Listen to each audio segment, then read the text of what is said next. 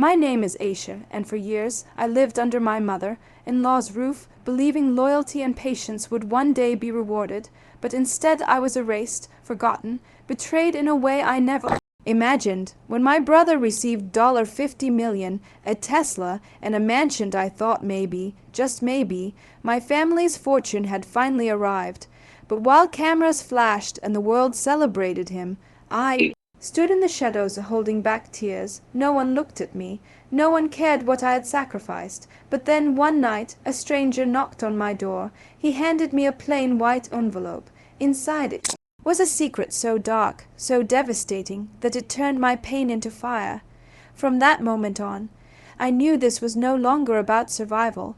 This was about revenge, and for the first time in years I smiled. When I first stepped into my husband's house after marriage, everyone welcomed me with warm smiles, or at least, that's what I thought.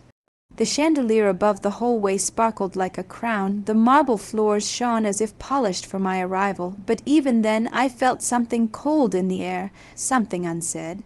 My mother-in-law stood at the center of the living room, draped in her silk sari, her eyes sharp like a judge about to deliver a verdict.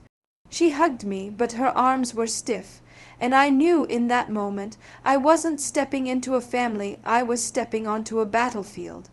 Days passed, and the subtle cuts began. At breakfast, she would hand me my tea last, after everyone else had been served. At dinner, she placed the smallest portion of meat on my plate, pretending it was coincidence. When guests came, she made sure I was busy in the kitchen, hidden away, while her daughter sat proudly beside her, laughing, glowing. Her words were daggers wrapped in silk. Your mother never taught you how to cook properly, did she? Or a good wife keeps quiet when elders are speaking. I would sit there in silence, holding back tears, my throat burning, my hands clenched so tightly that my nails left marks in my skin. Every corner of that house whispered her dominance. Even my bedroom didn't feel mine. She entered without knocking, rearranged my clothes, commented on my choices, and sometimes stood by the window, watching me in silence as if daring me to protest. I couldn't. I told myself to be patient. That time would soften her heart, that my loyalty would earn her love. But patience only turned me into her shadow. I was alive, yet invisible. My husband, busy with work, never saw the quiet wars unfolding inside these walls. One evening, during a family dinner, she leaned close and whispered in my ear, "You may live in this house, but never forget, it is mine, you are mine." Her breath was cold, her tone venomous, and I smiled weakly, because what else could I do? But something inside me cracked that night. Because in that same house, filled with golden lights and fake laughter, I realized something terrifying. Silence was killing me faster than her cruelty. And if I didn't fight back, one day I would disappear completely. That was the night I swore to myself this war wouldn't stay silent forever. I will never forget the day the news came. My brother, my own flesh and blood, suddenly became the shining star of the family. He had struck gold through a business deal I barely understood. All I know is that overnight he was handed $50 million, a Tesla with a red ribbon across the hood, and a sprawling mansion that made our house look like a doll's toy. I should have been happy. He was my brother, but as the cameras clicked, as relatives poured into his new home carrying flowers and bottles of champagne, I felt myself shrinking smaller and smaller. No one looked at me. No one asked me how I was surviving in a house that never let me breathe. The day of his celebration, the hall was filled with lights, laughter, and the clinking of glasses. I stood in the corner, balancing a tray of sweets, while my mother-in-law sat at the center like a queen, soaking in the glory that wasn't even hers. She called me over loudly, in front of everyone.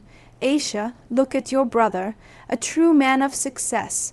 Some families are lucky, others." She let her words trail off, her smirk finishing the sentence. My cheeks burned. I wanted to disappear into the walls. My eyes searched for my husband, hoping he would say something, but he was busy raising a toast, praising my brother's achievements, not noticing the storm tearing me apart inside. That night, when the house finally fell quiet, I sat alone in my room. The sound of their laughter still echoed in my head, and for the first time, tears streamed down my face without stopping. I cried until my chest ached. The pillow was wet beneath me, the lamp still burning, my shadow on the wall looking like a ghost I no longer recognized. I wasn't jealous of my brother's wealth. What hurt was being erased, forgotten, treated like I didn't matter. My sacrifices, my silence, my loyalty, none of it held any value in this house. The next morning my mother-in-law didn't waste time twisting the knife deeper. As I placed tea in front of her, she said, "You see, in life people are either winners or losers. Your brother, he's a winner. You should learn to clap when others shine." She laughed softly, sipping her tea, as if my pain was the sweetest flavor she'd ever tasted. Something inside me shifted that day. My tears dried, my silence hardened, and in the mirror I saw not a victim, but someone waiting for the right moment. Because I knew deep down fortunes built on secrets never last. And in this family secrets were everywhere. It was a stormy evening, the kind where the wind rattles the windows and every shadow in the house feels alive. I was in the kitchen, scrubbing dishes, when the doorbell rang. My heart skipped. No one ever visited me. Visitors came for my mother-in-law, never for me. When I opened the door, rain splashed in. A man stood there, his face half hidden beneath a dripping hood. He didn't say a word. He simply handed me a plain white envelope, the kind that looked harmless, almost forgettable. But something about the weight of it felt heavy, like it carried more than just paper. "Who are you?" I asked, my voice trembling. He didn't answer. He just whispered, "Truth has a way of finding its home." And then he vanished into the storm. I shut the door quickly, my heart hammering in my chest. For a long moment I just stared at the envelope in my hands. My palms were sweaty, my breath shallow. Finally I tore it open. Inside were photographs, documents. Letters at first I didn't understand, but the more I read, the more the world around me tilted. It was proof. Proof of fraud, of stolen inheritance, of lies buried deep within this family. Proof that the millions my brother was flaunting weren't clean, and that my mother-in-law was at the center of it all. My knees buckled. I sat on the cold floor, papers scattered around me like broken glass. My hands shook as I pieced the puzzle together. For years I had been silent, enduring humiliation, but in that moment I realized that I was holding a weapon. All those nights I cried into my pillow, all the times I was served last, mocked, belittled, suddenly they had meaning. Because now I had the power to end her reign. I didn't sleep that night. I couldn't. I hid the envelope beneath my mattress, my heart pounding every time I thought I heard footsteps outside my door. I replayed the man's words again and again in my head. Truth has a way of finding its home. And as dawn crept through the curtains, I knew one thing for certain: this envelope wasn't just truth. It was revenge waiting to be unleashed. From that morning onward, I was no longer the same woman who had bowed her head in silence. My mother-in-law still barked orders, still sat on her throne at the dining table, but inside me something had shifted. I was no longer her shadow. I was her reflection in the dark, watching, waiting. I started with silence. Not the silence of weakness, but the silence of someone who knows too much. When she taunted me at dinner, I didn't flinch. When she mocked my cooking, I didn't lower my eyes. I simply smiled, a thin, knowing smile that made her pause mid-sentence. Every day I carried that envelope's truth like a dagger hidden under silk. I could see it in her eyes, She felt the shift. She sensed it. Her commands grew sharper, her laughter louder, but beneath it I could smell her unease. Family gatherings became my stage. While relatives praised my brother's fortune, I would drop small, careful phrases. Money has its own stories, doesn't it? I would say, looking directly at her, or some houses look golden from outside, but inside, I'd let my words trail off, leaving silence heavy in the room. She would freeze for a second, then force a laugh, quickly changing the subject. But I noticed the way her hand trembled when she lifted her glass, the way her eyes darted toward me like a predator suddenly unsure if it was still in control. At night, lying in bed, I replayed her face in my mind, the queen beginning to crack. I felt a thrill I had never known before. It wasn't joy, it wasn't peace, it was power. One evening, as she sat polishing her jewelry, she suddenly asked, "Why do you keep smiling these days? What secret are you hiding?" I met her gaze for the first time in years, my voice calm, almost sweet. Sometimes the truth is enough to make a person smile. Her hand froze mid-polish. She didn't say a word, but I knew at that exact moment a seed of fear had rooted in her heart. From then on, she watched me more carefully. Every whisper, every look, every word of mine made her restless. She began locking her drawers, hiding her papers, making late night phone calls behind closed doors. She was unraveling, and I hadn't even touched her yet, but inside me the fire only grew because the day was coming when I wouldn't just smile at her.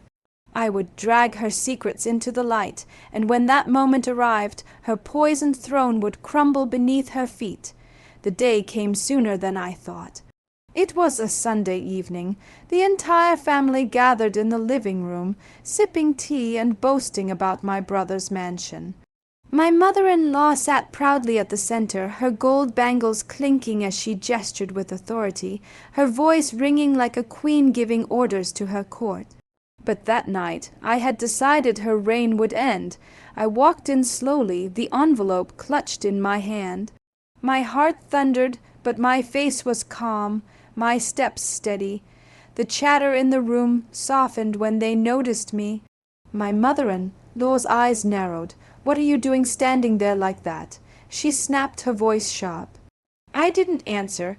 Instead, I opened the envelope and spilled its contents onto the glass table. Photographs, bank statements, forged documents, all scattering like broken glass across their perfect evening.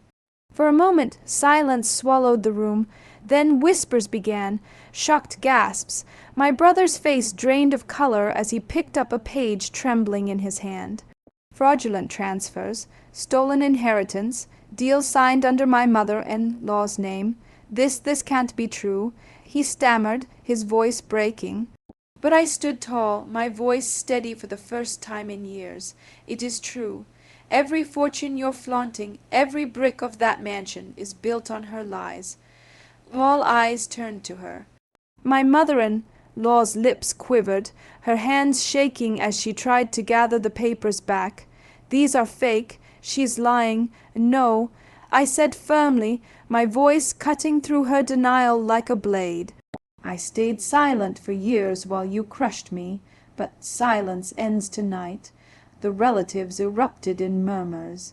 Some shook their heads in disgust, others looked away ashamed. My brother slumped into his chair, unable to defend her. Her empire was collapsing, brick by brick, glance by glance. She tried to stand, but her legs trembled. For the first time the queen looked small, powerless. Her voice cracked as she screamed at me, "You think you've won. You're nothing without this family." I stepped closer, my eyes locked on hers, years of pain burning in my chest. "No," I whispered, "I'm nothing because of this family, and tonight I take myself back." Her face froze, her mouth open but no words coming out. The room was suffocating with tension. I gathered the papers slowly, my fingers brushing against her trembling hand, and I leaned close enough for only her to hear. "This is only the beginning." Her eyes widened, terror flickering where arrogance once lived. And in that moment, as the family stared at her in disbelief, I realized the queen had fallen. After that night, the house was never the same. The whispers never stopped. Neighbors, relatives, even family friends, wherever my mother-in-law went, eyes followed her, heavy with suspicion, with judgment. The queen who once ruled with an iron fist now avoided the very people who once bowed before her. I watched her crumble day by day. The woman who used to burst into my room without knocking now locked herself inside hers. The clinking of her gold bangles, once a sound of authority, was replaced by the nervous tapping of her fingers against empty cups. And me, for the first time, I walked through those marble hallways with my head high. I didn't need to raise my voice. I didn't need to scream. My silence, the same silence that once suffocated me, had now become her prison. At meals, she would avoid my eyes. At family gatherings, her laughter was forced, brittle, breaking at the edges. And when relatives asked questions she couldn't answer, I would smile faintly, just enough for her to see. That smile haunted her more than any words ever could. One evening I stood by the window of my room, the same window where she once stood, watching me like a guard. The air was cool, the world outside calm, but inside me there was fire and peace both burning at once. I thought of the girl I used to be, the one who cried quietly into pillows, the one who begged for approval, the one who thought patience would win love. She was gone now. In her place stood someone stronger, someone colder, someone who had learned that silence could be a weapon sharper than any blade. I didn't destroy her with shouting. I destroyed her by holding up a mirror, making her see the rot beneath her crown. And the truth is, that was enough. As I closed the window that night, I whispered to myself, "They gave my brother millions, but a stranger gave me something far greater, power." And in the stillness of that house, I finally smiled. Not the smile of a victim, not the smile of obedience, but the smile of a woman who had rewritten her own story. If my story held you until the very last word, then you already know every family hides a war, every silence hides a scream, and this was just one truth pulled from the shadows. Now I want to hear from you. Have you ever seen a house where smiles were poison, where love was just another mask? Tell me in the comments, because sometimes your story is darker than fiction itself. And if you're ready for more, subscribe, because what I revealed tonight is only the beginning. The next story will take you even deeper into the shadows.